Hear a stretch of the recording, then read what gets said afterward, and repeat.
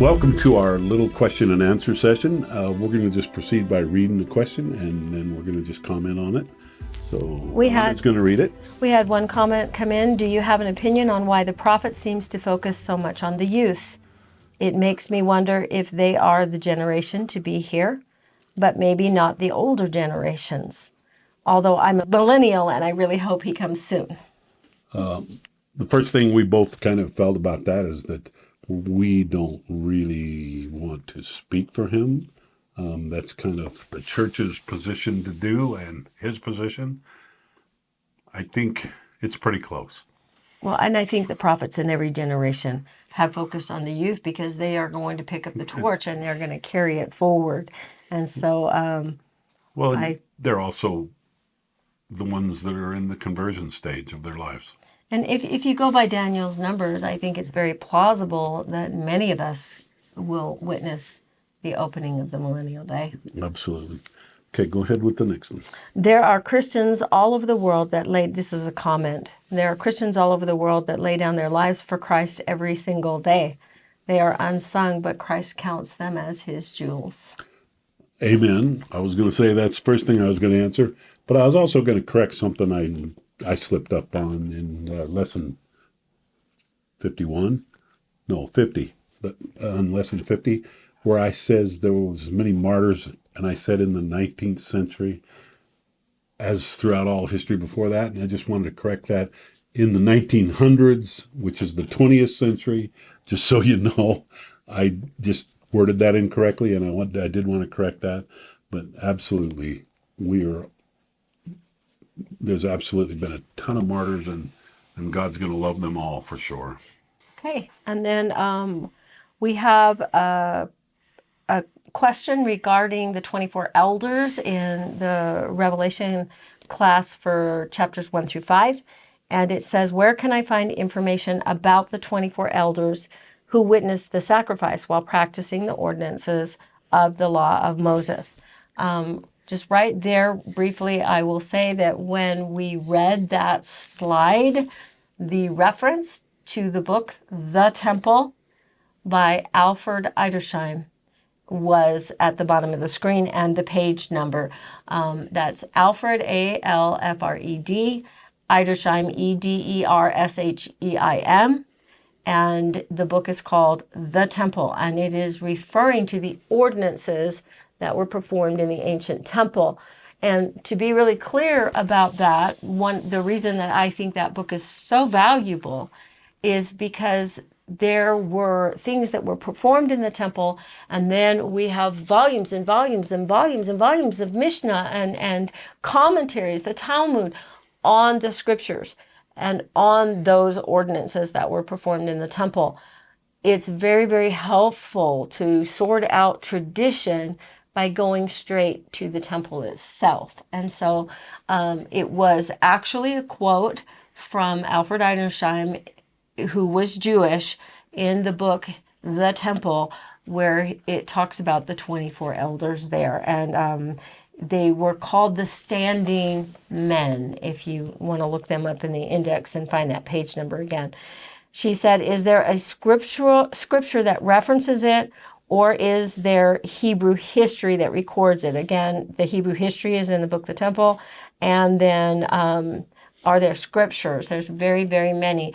Probably your most conclusive scriptures with the 24 elders is D&C 77, where Joseph Smith says, who are they? And he says they are members of the church that had died. And so by the time he says churches, meaning the seven churches that were in Revelation 2 and 3. And so if you just narrow that in, at the time John wrote the book of Revelation, which was around 100 AD, and when the church was established in the ministry of Christ in 30 AD, that's only like a 70-year period where these fathers of Christianity would have given their lives, and they are representatives of the church in its entirety, as given by the Lord to Joseph Smith in D&C 77. So there's quite a bit out there on the 24 elders. You just have to kind of put it all together.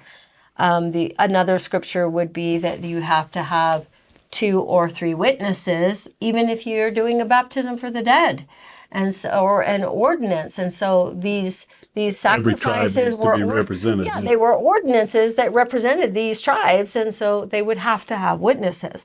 So there's many scriptures about having to have ordinances witnessed.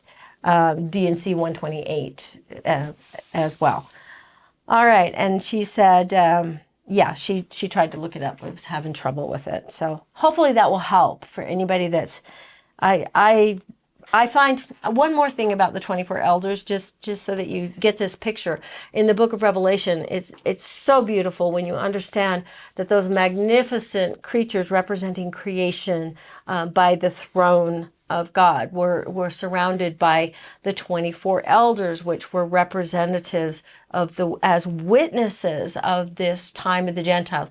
Remember that the number 7 is a number that's usually associated with the churches, whereas the number 12 is usually associated with the government and the kingdom of God. And so you have the 24 elders, and just imagine the throne of God in the center and concentric circles going out. And you get to Revelation chapter 14, and you get that the 144,000 are surrounding now the 24 elders and the beast. And then you get to Revelation 15, and then you've got the multitudes that they brought and rescued that are not numberable.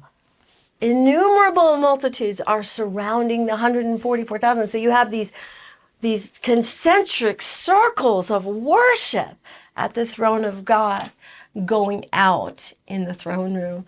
And it's actually a magnificent picture there. Do you have anything you wanted to say about them? Covered that good. Kind of exhausted that one. Sorry.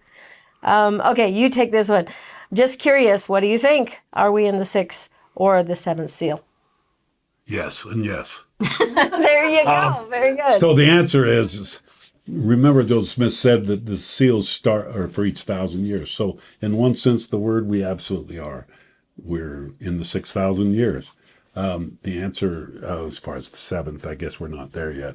But Because the millennium hasn't started yet, half-hour silence, is where it starts. tribulation. Yep, is the beginning. Anyway, so about the actual years. Yeah.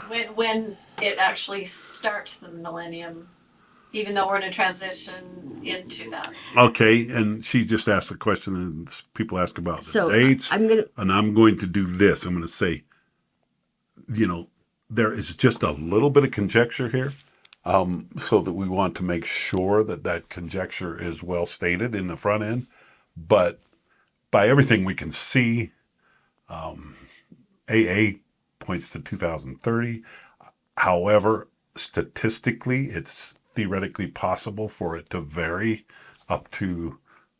even up to 3.5 years. So Because of the number of months between the birth of the son and the birth of their father.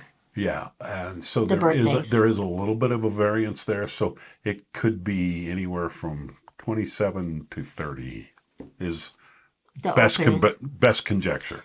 Okay, Can you opening of the 7th seal. can you address just really quickly, because I really do think this is a very confusing thing for most people. The problem arises when you are looking for the 6th seal to end and the 7th seal to open. And Doesn't work that way. the reason that that's a problem is because the 6th seal doesn't end Until all of them. until Armageddon. All of the seals end at Armageddon. Okay, So we kind of talked You about just that. understand, 1 opens, 2 opens, 3 opens, 4, but none of them close because the scroll has to be completely unsealed to go into judgment. Okay, so all of them got to be open. So there isn't any of them get shut until judgment is complete. Okay, so just think of it. Everybody wants to have the 6th seal open and then close, then the 7th seal. No, It doesn't close. it doesn't close. It doesn't close till judgment is complete. And then it closes. So just because the 144,000 are called in the 6th seal doesn't mean that there can't be more called in the beginning of the 7th seal. remember DNC 77 answers this so clearly in verse 12, because he says, just as it was at creation, that in the seventh day I finished my work and formed man. So remember in Moses, it says that on the seventh day, the Lord created man, he planted the garden, he put man in the garden, he named all the animals that he brought to him, and then he brought the woman unto man.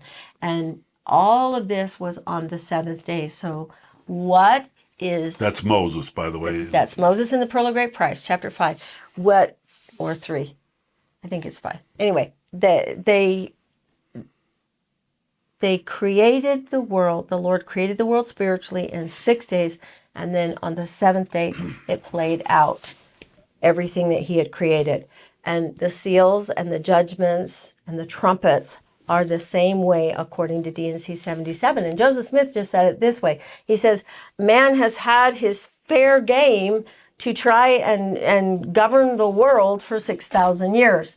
The Lord will do it himself in the 7,000 years. So all the efforts of man's kingdoms, the beastly kingdoms in Daniel, the statue of Nebuchadnezzar, all of these kingdoms are going to reach their grand finale to fight and control the world.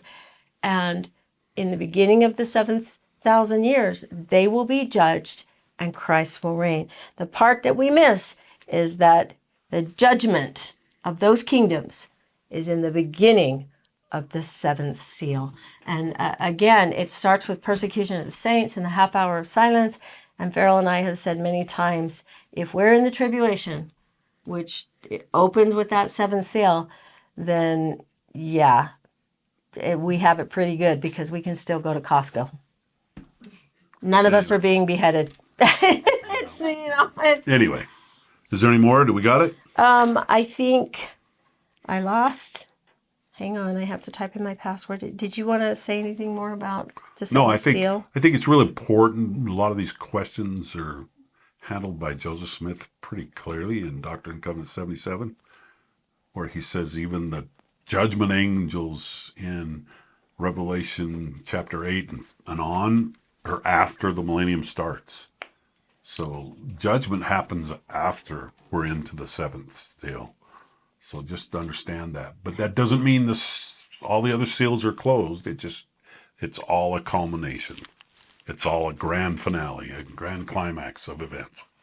So the last question was that opening slide where we had the diagram of those things that are in parallel in the book of Revelation. How do I get that information? I will go ahead and send that to Nancy and have her post it up on the site for anybody that wants to do that. Or you can just pause your screen on the first slide and do a screenshot. Yeah, do a screenshot. Whatever, yeah.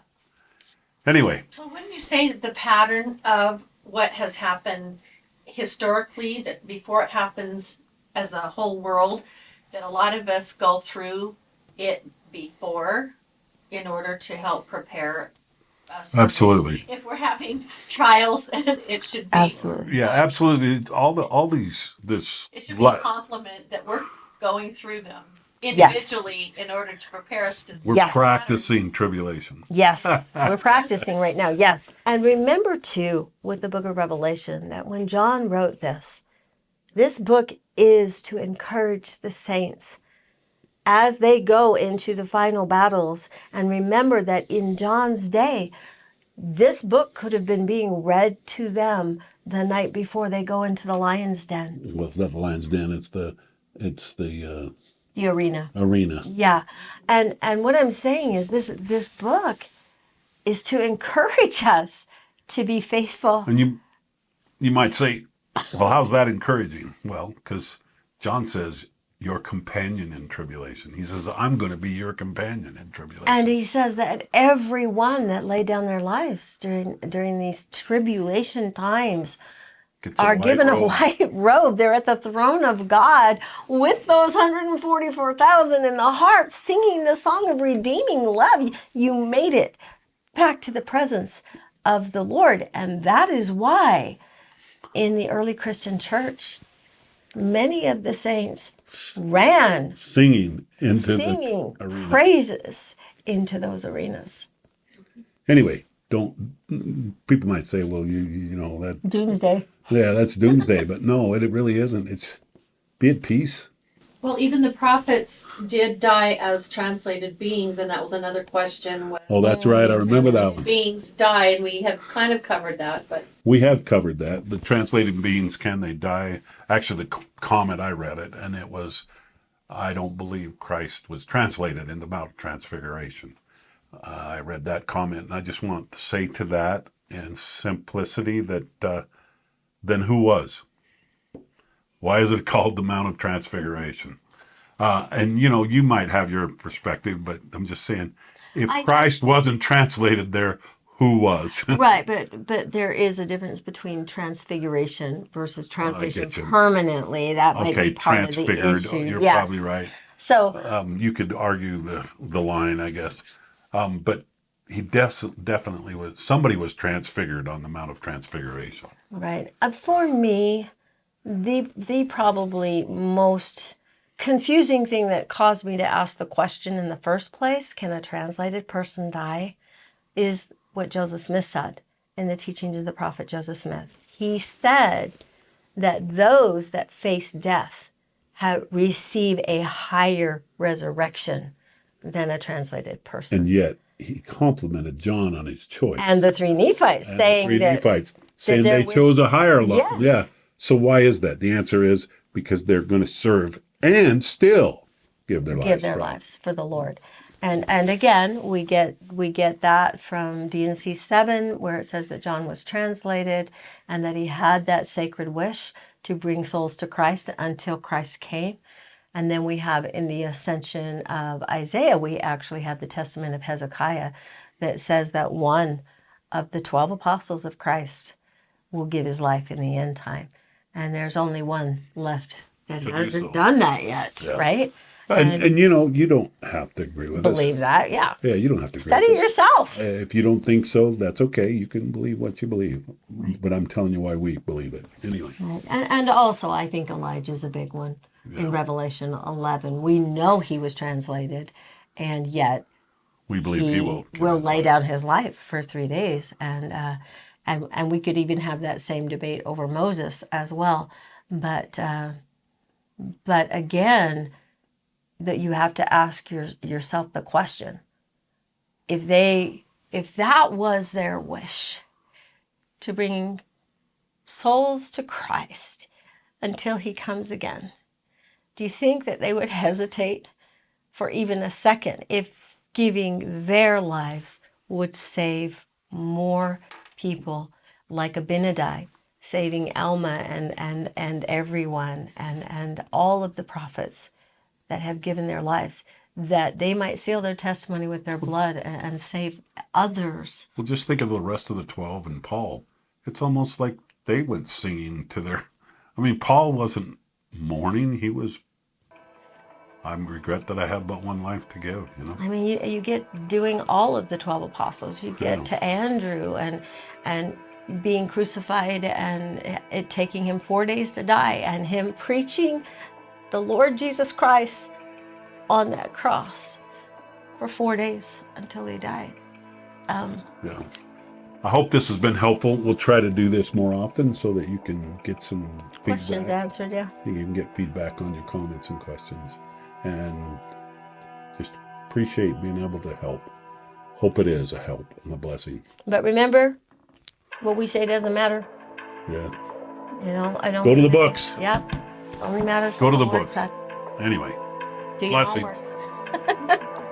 Thank you.